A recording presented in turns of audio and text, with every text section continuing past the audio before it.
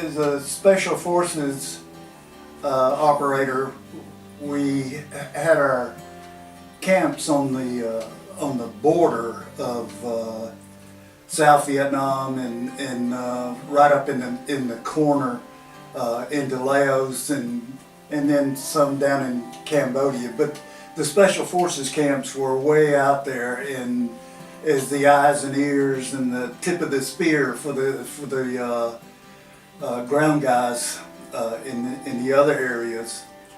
And our mission was to monitor the Ho Chi Minh Trail. And as you know, there were literally millions of people that came through Laos and Cambodia into South Vietnam, and that's what we were trying to stop, because at that time we didn't go into neutral countries and we didn't do anything bad. We were good Americans, and so they had to have the special forces to counteract that, and that was orders from John F. Kennedy. And who's the one? He's the one that gave us the Green Beret. But anyway, our camp, we called it a launch site, and we used Doc Toe a lot. We used Cam Duck, and we used Caisson. And I'm sure that everybody knows what about Caisson, where the Marines had a siege for many months there. But we wouldn't actually do any operations in those areas. We just went there and got ready to go across the border, go across the fence with our teams. And we'd go in very light. We had 9 mercenaries and 3 Americans. And we were just, this story is about setting up a camp at Camp Duck. And there was a Special Forces A team that was working on the camp. And of course this camp was right up in the border area. And it was right at it had a small village up or down from our camp. And it was kind of strange, and I remember it so well because when the aircraft came in, it had a little runway, and the C-130s would have to reverse their engines on landing, and because the runway led right to the mountain, and it was a small strip, so they had to do a tactical landing and a tactical takeoff every time they came in there for anything, any reason. So, and it was quite a trip when you're coming in for a landing and it looks like you're going to hit the mountain, and they reverse the propellers on the engines to slow that big huge thing down so they could land. And to take off, they would taxi to the furthest end where the mountain was and turn the aircraft around and give it a max performance takeoff. And it would, once it left the airstrip, it would fall into the valley before it got lift to go on about its business. But anyway, it was a hairy place, to say the least, and we trained our teams there. They would go out on actual missions, but not across the border, just to get them training. So it was a training place for us, and it was a launch site for our teams. So we wanted to be good Americans and get along well with everybody. So we got our camp situated, and we had a place where we could live and had the perimeter set up with the Special Forces team that was already there. And we were going to have sort of like a cookout and invite the village chief and some of his dignitaries up there to celebrate with us, the Special Forces team. So we did. they sent a team out to get some booze and beer and cokes and that sort of thing. So he came back with a helicopter just full of stuff, and we had it all set up. And here comes the village chief. Well, he was the main man in that village, and if you look at a mountain yard, they have loincloths, and the women are bare chested and that sort of thing.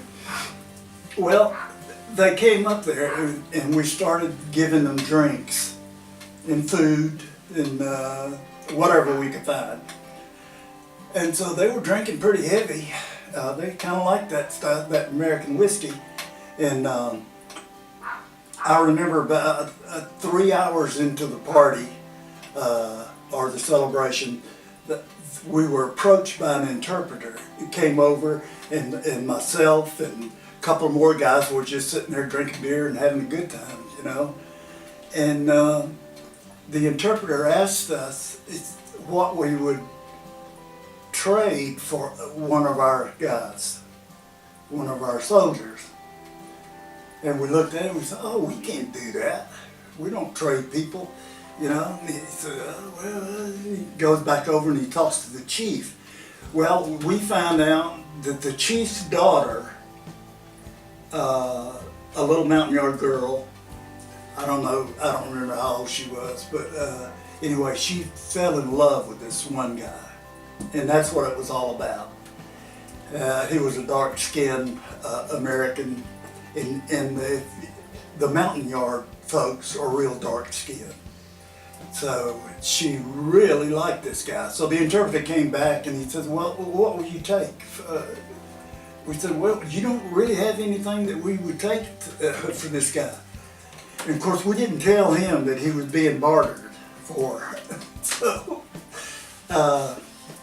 anyway, we were getting tired of that game, and the interpreter came back over and he says, offered us some long rifles that the French had left when they were in Indochina there, and we wouldn't take that. And he wanted to give us a whole bunch of crossbows and that sort of thing, and give us 2 or 3 people. No, we're not going to do that. But he kept bothering us. He'd come back, and this one guy said, well, what have you got in your village that we want? And it was found out that the most prized possession was an elephant. It was a work elephant. Like I said, we were getting pretty tired by this time. So this guy says, okay, all right, we'll trade. You give us the elephant, we'll give you him. Sergeant Williams was the guy's name. And okay, so we went ahead and finished our little celebration and everything. And the next morning, everybody was sleeping off a hangover, or just about everybody. And this one guy comes into the tactical operations center there, and he says, I think we got a problem. And the commander says, what kind of problem? He says, well, I think we traded Williams for an elephant last night. What? So if you looked out, you could see this little trail, this road coming up to our camp. And this guy had this elephant on a leash, and he was walking this elephant to our camp. The one thing about the mountain yards and the mercenaries is that there's nothing in their language about lying and joking. And of course, we didn't realize that, what we'd done the night before. So he comes up there, they said, we can't do that, we can't trade him. And so they left and came back that afternoon, and they surrounded our camp. They were going to take him. So the commander had to get a hold of Saigon, the civil affairs people in Saigon. General Westmoreland, the commander, found out about it, and it wasn't so funny then.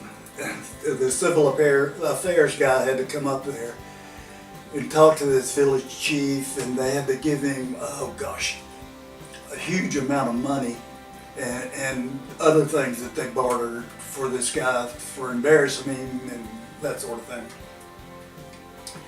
And part of the deal was that Williams couldn't stay there, so they had to transfer him. And he, needless to say, he was ticked off. But it all worked out, and you learn from it. But that's my elephant story.